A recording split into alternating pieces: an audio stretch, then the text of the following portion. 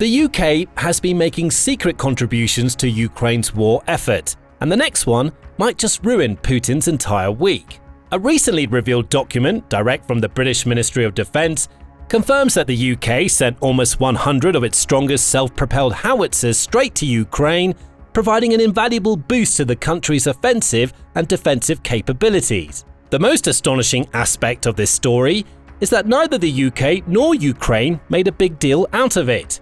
There were no press releases, no major media reports, no official announcements. Instead, a British citizen named John Felix, it goes by the handle NedSnow2019 on X, filed a Freedom of Information Act (FOIA) request, asking the MOD several questions about various arms and systems that the UK had potentially provided to Ukraine. The first question on John's list was this: given the UK already specifies to have pledged all of its AS-90s to Ukraine, I would ask how many does all entail? The 99 in service in late 2021, the total fleet of 136 AS-90s, or some other amount? He had to wait a while for an answer, but he eventually posted it in full on his X account, revealing the ministry's response. The UK has donated all 99 of its remaining AS-90 self-propelled artillery systems declared in the UN ROCA of 2021. In other words, the UK handed over its entire fleet of AS-90s to Ukraine. To understand why that's such huge news, we have to take a closer look at the systems themselves. The AS-90 artillery system for the 1990s, also known under the name Gun Equipment 155mm L131, is an armoured self-propelled howitzer with an extensive and successful track record of service with the British Army. It was developed back in the 1980s when the British Army was looking for a new, stronger, smarter, and all-round superior howitzer to the American-made M109 that the UK had been using since the mid-1960s. A company named Vickers Shipbuilding and Engineering, which had extensive experience in building warships, submarines, and armaments, answered the Army's call. It designed and developed the AS-90, a 45-ton track howitzer measuring up at over 32 feet, 9.9 meters long, 11 feet, 3.4 meters wide, and almost 10 feet, 3 meters tall, with enough space on the inside for up to 5 crew members at a time. Powered by a Cummins VTA 903T 660-14.8 LV8 diesel engine with 660 horsepower, the AS-90 boasts a peak speed of 34 miles per hour, 55 kilometers per hour, and a maximum operational range of up to 230 miles or 370 kilometers. It has the agility of an infantry fighting vehicle, combined with the firepower of a high-end howitzer, with its main gun, a 155mm L39, capable of firing standard 39 caliber long barrel charges just over 15 miles, almost 25 kilometers. It can also be configured to fire 52 caliber long barrel base bleed ammunition even further, up to around 19 miles, 30 kilometers. Base bleed ammunition is designed to expel gas into the low pressure area behind the shell to reduce drag and cover more ground than standard munitions. The AS-90 also boasts 3 separate firing modes: a burst mode, in which it can fire 3 rounds every 10 seconds, an intense mode with 6 rounds per minute for a maximum duration of 3 minutes, or a sustain mode, with a system firing 2 rounds per minute over the span of a full 60 minutes. Other key features include the AS-90's ability to transition from travel to firing mode in under a minute, as well as its multiple round simultaneous impact MRSI technology. MRSI enables this howitzer to fire no less than 3 shells at different trajectories in rapid succession, almost doing the work of 3 separate systems in one. This is hugely beneficial on the battlefield, as it makes life 3 times harder for the enemy, leaving them precious little time to respond or take evasive action as a flurry of explosive shells rain down on their heads. But the AS-90 isn't just capable of dishing out damage. With its all-welded steel armor, which is 17mm thick in certain places, it's also capable of taking a few hits without falling to pieces like weaker, weedier artillery alternatives. It comes fitted with a 7.62mm L7 machine gun as a secondary armament as well, and each unit can carry up to 48 projectiles and charges at a time, with 31 in the turret and 17 in the hull, along with 1,000 machine gun rounds. A grand total of 179 of these systems were produced, and the AS-90's capacities were officially put to test for the first time in Bosnia and Kosovo in the 1990s during the Yugoslav wars. Then again in 2003 during the Iraq War, when 32 of these systems were used to shell Iraqi mortar positions during one of the biggest opening battles of the conflict, the Battle of Basra. Commander of the Field Army at Land Command at the time, General Robin Brims, expressed his delight at the incredible precision of the AS-90, stating, "The phenomenal accuracy of it was way beyond anything that one might have expected," and citing this particular howitzer as one of the 5 big battle winners for British forces. Former UK Defence Minister Adam Ingram also spoke highly of the AS-90's exceptional performance, stating, "The AS-90 self-propelled gun also performed well, delivering a great weight of accurate fire support with 95% availability. But major military powers like the UK can't afford to stand still. They always have to be on the lookout for the next big thing." And despite the AS-90's impressive track record, the British Army eventually moved on to the Swedish Archer artillery system, which brought several big benefits to the table in terms of fire rate and automation technology. At that point, the UK had a choice. It could either scrap its old AS-90s, mothball them, or sell them off to a smaller nation that may not need or be able to afford the most advanced artillery systems. But with the ongoing invasion of Ukraine by Russia, the British Army also had a fourth option. It could simply transfer its AS-90 fleet to Kyiv, getting rid of assets that were no longer needed and providing a big boost to the Ukrainian armed forces, all at the same time. Fortunately, the UK made the right call. We already knew that Britain had sent some AS-90s to Ukraine back in 2023, soon after sending up its new, smaller fleet of 14 Archers. It reportedly sent 32 of these artillery systems across the Channel and into Kyiv. However, with records showing that the UK still possessed at least 50 additional AS-90s, many military analysts began to wonder what was going to happen to the remaining units. Were they being scrapped, sold, or secretly shipped to Ukraine without anyone else knowing? Well, now we know, thanks to John Felix's FOIA request. A grand total of 99 of these systems were sent to Ukraine. It's important to note, however, that not all of those systems were originally in active service. According to Felix, the British Army had 99 functional AS-90s in service. Those are the ones confirmed to have been transferred to Ukraine. Another 37 howitzers were awaiting disposal, meaning they were no longer operational. But that doesn't make them worthless. Ukraine's engineers can either restore some of those older units or use them as a critical source of spare parts to keep the frontline guns running as they take damage from Russian bombs, missiles, or drones. And even with those 37 not in fighting condition, Ukraine still ends up with nearly 100 fully functional AS-90s to strike enemy positions, fortifications, troop concentrations, and more. In short, this is a massive win for Ukraine for several significant reasons. First, the introduction of the AS-90 adds an additional layer to Ukraine's increasingly diverse artillery arsenal. It currently operates a rich mix of systems, including older Soviet-era models such as the 2S3 Akatsiya and the 2S19 MSTA, which are both relatively old but reliable, battle-proven, and familiar to Ukraine's operating crews, who've been working with these systems for many years. Ukraine also operates a range of Western artillery, including British M777s, French Caesars, and German PZH-2000s, along with an increasingly broad range of NATO standard 155mm systems too. The AS-90 brings something different to the table, bringing several benefits over some of the other options in the arsenal. It moves faster than the MSTA, for example, boasts superior durability than the PZH-2000, and tends to tackle tough, muddy ground more efficiently than the Caesar.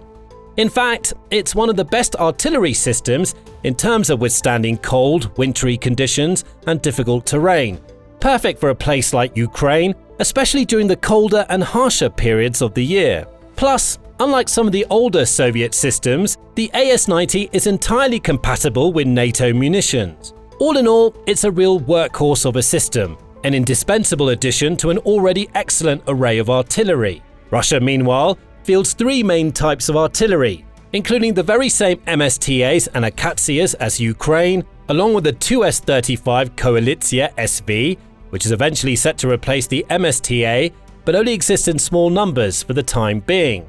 That means that Russia has significantly less diversity in its artillery arsenal, restricting the range of ways in which it can deploy its systems to deal damage to Ukrainian targets. Russia still has the quantity advantage, boasting big numbers of both artillery systems and Soviet-era munitions, but Ukraine has the edge when it comes to quality and variety. That means that Russia, as always, is effectively forced to rely on its classic brute force strategy, bombarding Ukrainian positions with its narrow selection of artillery systems and hoping to wear down its opponent's defenses over time. Ukraine, meanwhile, can operate much more intelligently and strategically, picking and choosing the ideal artillery for every occasion, whether it be the MSTA, the Caesar, or now the AS-90. It can also combine and layer its different systems together in key frontline locations or close to big cities and important infrastructure, ready to defend itself or carry out assaults on enemy positions with efficiency, precision, and speed. And speed really is one of the best elements of the AS-90. Will take a long time to transition between travel and fire modes, opening them up to enemy attacks. The AS-90 is different. It can not only fire quickly, but rapidly hit the road and reposition to other locations when it's done. So, before Russian forces even have time to figure out what's going on or start thinking about striking back, the AS-90 is already somewhere else. With this howitzer at its disposal, Ukraine becomes an even more flexible and efficient artillery force, much more in line with NATO standards. So while Russia persists with its wasteful tactics of bombarding the same spot for hours on end, hoping that at least some of its shells hit their targets, Ukraine has the power to roll out its AS-90s, launch reliable precise strikes at enemy command posts, fortifications, or troop concentrations, and roll right back out, dealing its damage in a matter of minutes, if not even faster. In short, additions like the AS-90 are accelerating Ukraine's advance towards becoming one of the most modern military superpowers on the planet, with a force to rival some of the biggest and strongest nations of them all, while leaving Russia looking increasingly outdated and outmatched with its rusty old Soviet relics and unsustainable artillery doctrines. The precision firepower and unique advantages like MRSI capabilities put the AS-90 in a class of its own. And Ukraine isn't just receiving a half dozen of these systems, it's getting almost 100 of them, with a healthy amount in an operational state and a useful stock of leftover for spares and repairs. It's worth noting too that Ukrainian armed forces have proven themselves remarkably adept at extracting maximum value out of almost every single armament or asset Western allies send their way. We've seen Kyiv's defenders keep other artillery systems, like the aforementioned M777s and Caesars, up and running for much longer than many Western experts anticipated. And it's highly likely that they'll do the exact same thing with these AS-90s too, ensuring that each one lasts as long as possible and deals as much damage as it can before being retired or replaced. And the good news doesn't end there for Ukraine. The Freedom of Information Act request also revealed that the UK has also shipped a large amount of M109 self-propelled howitzers to Ukraine, as noted in the response to John Felix's second question. The pledged 28 M109s to Ukraine corresponds to the total number of M109s pledged. All of the 28 M109s have been delivered to Ukraine. His third question, regarding 54 L119 towed howitzers that the UK had pledged to send to Ukraine, also received a positive response. All L119 light guns pledged to Ukraine have been delivered.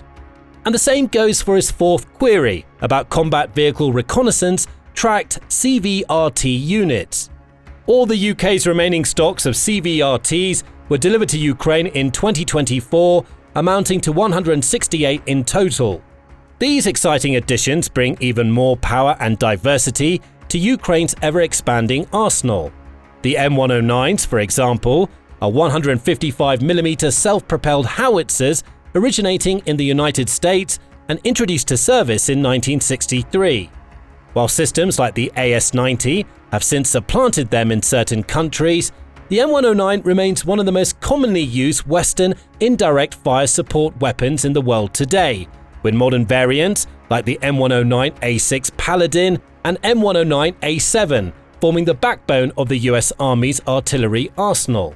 The L119, meanwhile, is a flexible lightweight howitzer capable of both providing direct fire support at targets like armored vehicles and structures, or indirect fire to support combat arms at ranges in excess of 6 miles or 10 kilometers. It can be towed by trucks or carried by helicopters and fires NATO standard 105mm ammunition.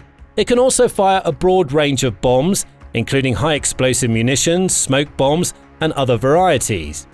Finally, the CVRT is a family of armored fighting vehicles, famed for their compact size, excellent mobility, and diversity.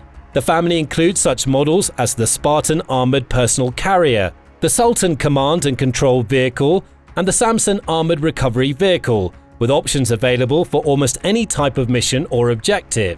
Not all of these additions are game changers on the ground for Ukraine, but every single one will help Kyiv's defenders in some way or another, whether that's by giving them new heavy weapons to attack Russian fortifications or additional vehicles for transporting troops and supplies from place to place.